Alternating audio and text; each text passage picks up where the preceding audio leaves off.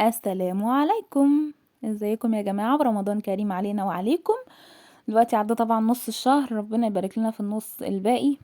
طبعا رمضان بقى يعني كنافة بالقشطوطة، كنافة بالمنجوة والمقلوبة والحركات دي كلها.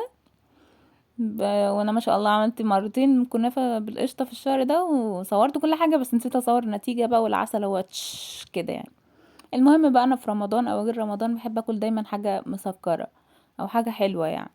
فكان عندي بقى شوية كنافة فاضلين في الفريزر، جبتهم وهم متجمدين، فرفتهم كده حاجات حاجات صغنونة كده. وجبت بقى ايه سكر بودر، حطيت عليه معلقة ورجعت حطيت معلقة تاني عشان حسيت ان هو محتاج سكر. وانا جبت شوية لبن وسخنتهم، وهقلب اللبن على الكنافة دي، واقلب اقلب اقلب اقلب اقلب اقلب. بص، اصلا الكنافة تحس انها بتسيح يعني عشان هي عجينة اصلا، واللبن دافي، فتحس ان هو بقى سيريلاك في نفسه كده. المهم يا جماعة بقى، ان الواحد خلاص اقتنع ان هو ما ينفعش يعمل حلويات تاني، عشان اي حلويات بتتعمل ما شاء الله بتقضي على كيلو السمنة او كيلو الزبدة يعني. واحنا ما شاء الله في ايام قحط، وربنا يخرجنا منها على خير يعني. لو بقى معايا اجيب زبدة تاني عشان اعمل كنافة بالقشطة، هبقى اصورها بقى تاني.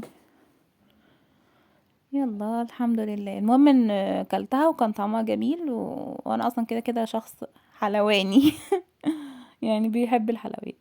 يلا سلام.